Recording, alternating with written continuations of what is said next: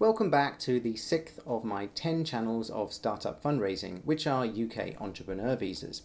So the goal of this lesson is to help you to understand how your startup can benefit from UK innovator, founder and scale-up visas.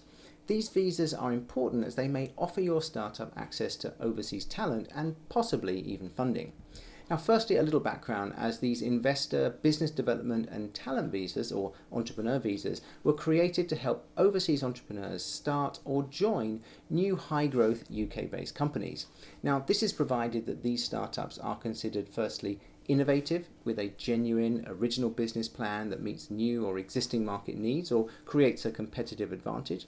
It's also viable, as the entrepreneur can show they have or have actively been developing the necessary skills, knowledge and experience, as well as market awareness to successfully run the business.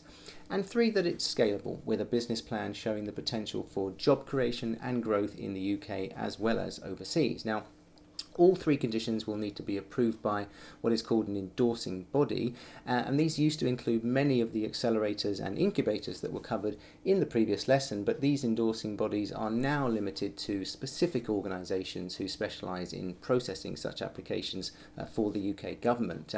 But the 2 types of visas that are now relevant to startups are the innovator visa, innovator founder visa, and the scale-up visa. So what are the differences between the 2? Well, the innovator founder visa is really designed for entrepreneurs who come to the UK to start an entirely new business that's basically pre-trading, while a scale-up visa is for someone from overseas to join a business that has seen 20% year-on-year growth in sales or headcount for at least the past 3 years and has had a minimum of 10 employees 3 years before applying for a sponsor license. And there are around 30,000 or so of these companies in the UK who currently meet this criteria. Overseas entrepreneurs can live and work in the UK for up to 3 years under the Innovator Founder Visa, and there's no limit to the number of times they can apply for a further 3-year extension. It's also possible to apply to become a permanent resident once the entrepreneur has lived in the UK for at least 3 years.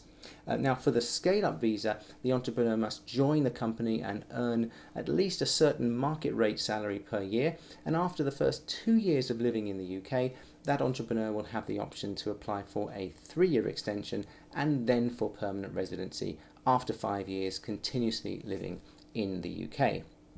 So candidates for either the Innovator Founder Visa or the Scale-Up Visa will usually be experienced business people who can live and work in the UK and show they have the funds to support themselves or be paid a sufficient income from the company they are joining in the case of the Scale-Up Visa. But the important point to note is that the UK government has now made for both visa no condition of any funds being invested in the company that they are either starting or joining. But it's important to say that this is still open for discussion as a possible way to support and ensure that the business can grow and achieve the targets it has set itself. So if you head into the resources section, you'll find links to the endorsing bodies for the visas, and you will see there if there is any interest that it might be for you to link up with overseas talent to either co-found your startup or to join your team if you are already achieving the required level of growth.